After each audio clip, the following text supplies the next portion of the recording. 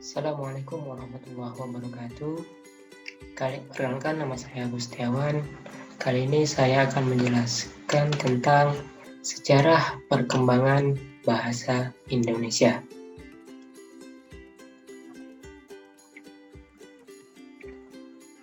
Nah, asal mula bahasa Indonesia.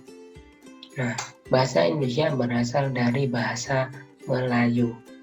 Yang kita tahu bahwasanya bahasa Melayu berasal dari Sumatera waktu itu, yang kemudian berkembang dengan seiringnya zaman dan juga dikarenakan perkembangan kerajaan-kerajaan yang ada di Sumatera pada waktu itu. Contohnya kerajaan Sriwijaya. Nah, bahasa Melayu telah dipakai sebagai lingua franca atau bahasa pergaulan selama berabad-abad. Jadi selama berabad, bahasa Melayu inilah yang digunakan pada waktu itu di tanah air kita. Nah, fakta tersebut berdasarkan bukti-bukti sejarah yang ditemukan seperti prasasti yang ditemukan di Palembang, Jambi, dan Bangka. Oke, selanjutnya sejarah bahasa Melayu digunakan sebagai bahasa Indonesia. Tadi sebelumnya kita sudah tahu bahwasanya bahasa Indonesia berasal dari bahasa Melayu. Nah, selanjutnya bagaimana, kenapa bahasa Melayu itu bisa menjadi bahasa bangsa kita, bahasa Indonesia?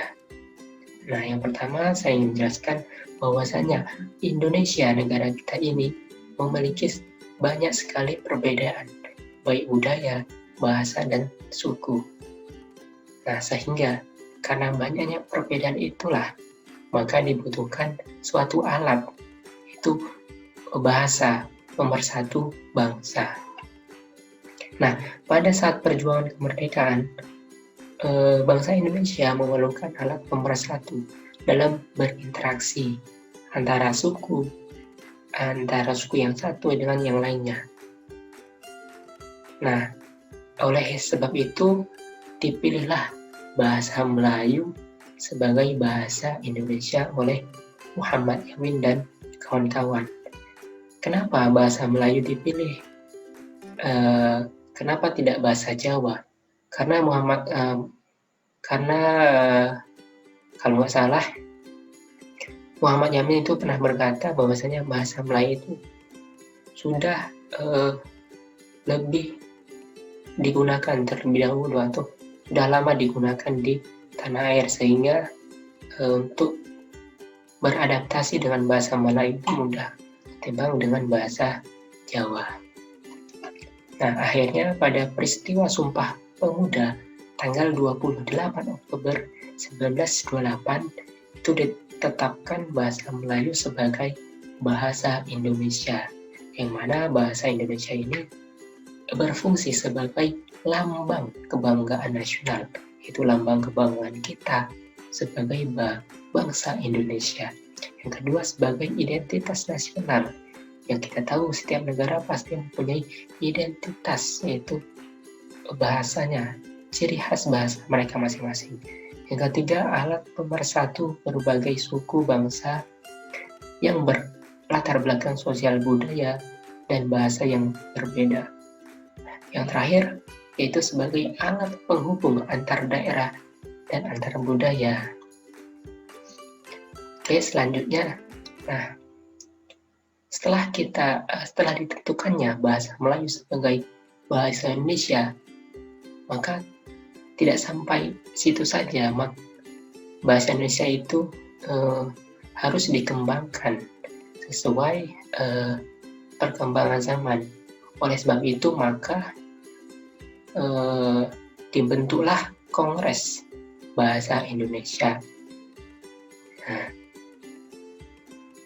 Nah, yang pertama itu Kongres Bahasa Indonesia 1, di mana pada Kongres Bahasa Indonesia itu menghasilkan bahwasanya kesadaran dan pengembangan bahasa Indonesia telah dilakukan oleh para cendekiawan dan budayawan.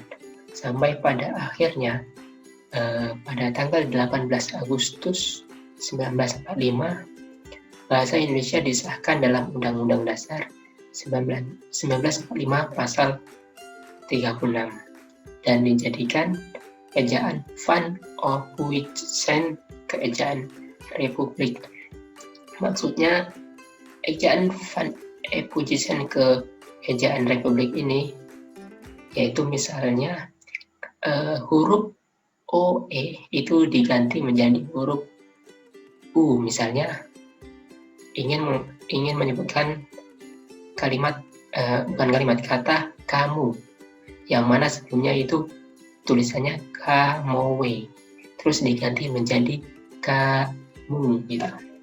Nah, selanjutnya diadakan lagi Kongres Bahasa Indonesia 2, yang dimana kongres tersebut menghasilkan yaitu diresmikannya penggunaan ejaan yang disempurnakan atau EYD pada tanggal 16 Agustus 1972.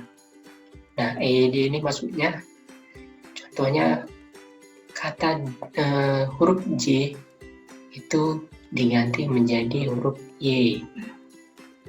Contohnya kata jang menjadi yang. Itu. Nah, selanjutnya Kongres Bahasa Indonesia 3. Ya, pada Kongres Bahasa Indonesia 3 ini menghasilkan yaitu memperlihatkan kemajuan, pertumbuhan dan perkembangan bahasa Indonesia sejak 1928. Oke, selanjutnya yaitu Kongres Bahasa Indonesia 4, di mana pada Kongres Bahasa Indonesia 4 ini menghasilkan yaitu pengembangan bahasa Indonesia harus lebih ditingkatkan sesuai GBHN atau garis besar haluan negara. Yang kelima yaitu Kongres Bahasa Indonesia 5, yaitu menghasilkan dilahirkannya karya monumental yaitu sebuah kamus besar bahasa Indonesia dan tata bahasa baku bahasa Indonesia, yang mana kamus besar bahasa Indonesia ini yang saat ini sering kita gunakan. Nah, selanjutnya yaitu Kongres Bahasa Indonesia 6, yang mana pada KBI 6 ini menghasilkan itu pengusulan Pusat Pembinaan dan Pengembangan Bahasa Indonesia ditingkatkan statusnya menjadi Lembaga Bahasa Indonesia. Ketujuh, atau KBI 7, yaitu menghasilkan dibentuknya Badan Pertimbangan Bahasa Indonesia. Terus KBI ke-8 menghasilkan yaitu kesepakatan pengusulan bulan Oktober dijadikan bulan bahasa. Yang mana menurut saya, kenapa bulan Oktober? Karena itu bertepatan dengan Sumpah Pemuda, yaitu 28 Oktober. Oke, selanjutnya yang ke-9 atau KBI 9, yaitu bukan menghasilkan, tapi membahas 5 hal, yaitu bahasa Indonesia, bahasa daerah, penggunaan bahasa asing, pengajaran bahasa dan sastra, serta bahasa media massa. Jadi mereka membahas 5 hal itu dalam Kongres Bahasa Indonesia 10. Yang terakhir Kongres Bahasa Indonesia 10, di mana pada Kongres Bahasa Indonesia 10 ini menghasilkan 33 butir rekomendasi yang dapat nah, teman-teman di sini ini banyak sekali, kalau saya jelaskan pasti akan sangat panjang.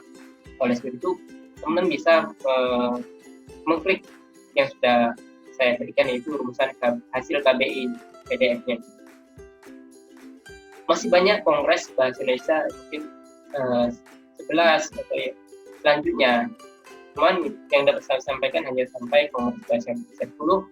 Mungkin teman-teman sekalian dapat membacanya di buku yang lain. Oke teman-teman, terima kasih atas perhatiannya, dan ketiga saya mohon maaf atas kesalahan dan kekurangan yang saya lakukan. Itu saya akhiri. Wassalamualaikum warahmatullahi wabarakatuh.